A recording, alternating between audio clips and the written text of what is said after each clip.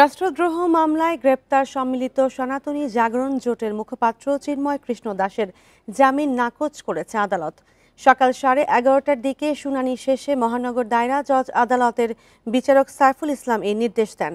এর আগে সকাল থেকেই শুনানি ঘিরে আদালত প্রাঙ্গণে সতর্ক অবস্থানে দেখা গেছে আইন শৃঙ্খলা বাহিনীকে। নিরাপত্তা নিশ্চিতে সাধারণের চলাচলেও কড়াকড়ি আরোপ করা হয়। সকাল 10টার দিকে চিন্ময় কৃষ্ণের পক্ষে ঢাকা থেকে আসা 10 আইনজীবী চট্টগ্রাম আদালতে হাজির হন। জাতীয় পতাকা অবমাননার অভিযোগে শাহজালাল আন্তর্জাতিক বিমানবন্দর এলাকা থেকে 25 নভেম্বর গ্রেপ্তার হন চিন্ময় কৃষ্ণ। পরে 26 নভেম্বর তার জামিন না মঞ্জুর হলে আদালত চত্বরে সংঘর্ষে নিহত হন এক আইনজীবী। এই কারণে শুনানিতে জামিন নামঞ্জুর হয়েছে এবং ওনার মামলা আজকে নিষ্পত্তি হয়ে গেছে এবং এটা অত্যন্ত শান্তিপূর্ণভাবে শুনানির মাধ্যমে মামলা নিষ্পত্তি হয়েছে। পরবর্তী কি হতে পারে এটা আইনি প্রক্রিয়া হচ্ছে ওনারা যদি যারা সংযুক্ত হবে জামিন নামঞ্জুর হওয়ার পরে আসামি পক্ষ যদি সংযুক্ত হয় উচ্চ আদালতে যাওয়ার সুযোগ রয়েছে। উচ্চ আদালতে হাইকোর্টে যেতে পারেন।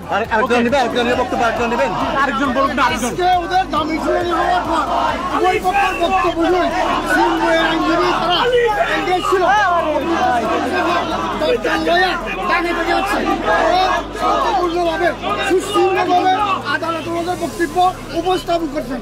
শেষ পর্যায়ে রাষ্ট্র আর এই বিষয়ে বিস্তারিত জানাতে চট্টগ্রাম আদালত থেকে যোগ দিচ্ছেন সহকর্মী অনুপম শীল। চিন্ময় কৃষ্ণের জামিন শুনানির বিষয়ে বিস্তারিত কি আছে আপনার কাছে? এখন থেকে আসলে 20 মিনিট আগে এই মামলার যে জামিন শুনানি সেটি অনুষ্ঠিত হয়েছে এবং তৃতীয় মহানগর দায়রা জজ সাইফুল ইসলামের আদালতে এই জামিন শুনানি হয় এবং আজকে কিন্তু চিন্ময়ের পক্ষে ঢাকা থেকে 10 জনের একটি আইনজীবী দল তারা এসেছিল। তারা চিন্ময়ের পক্ষে শুনানিতে অংশগ্রহণ করেন, যদিও আমরা জানি যে এর আগে তার পক্ষে কিন্তু কোনো আইনজীবী দাঁড়ায়নি এবং যথারীতি রাষ্ট্রপক্ষ এবং মহানগর পিপি তিনিও এই শুনানিতে অংশগ্রহণ করেন এবং উভয় পক্ষের শুনানি শেষে আদালত তার জামিন আবেদনটি নামঞ্জুর করেন এবং যদিও আজকে তার জামিন আবেদন নামঞ্জুর করার মাধ্যমে তার পরবর্তী ঠিক কবে আবার শুনানি হবে সেটি হয়তো বিকেল নাগাদ আদালতের পক্ষ থেকে জানানো হবে। তবে এখানে মূল বিষয়টি হচ্ছে যে তার এর আগে অর্থাৎ 26 নভেম্বর চিন্ময় কৃষ্ণ ব্রহ্মচারীর যে জামিন নামঞ্জুর হওয়াকে কেন্দ্র করে যে এখানে সংঘাতের ঘটনাটি ঘটেছিল এবং একজন আইনজীবী এখানে নিহত হয়েছেন, হত্যাকাণ্ডের শিকার হয়েছেন, সেই প্রেক্ষাপটে কিন্তু আদালত পাড়ায় এক ধরনের উত্তাপ উত্তেজনা আমরা গত বেশ কিছুদিন ধরেই লক্ষ্য করছি।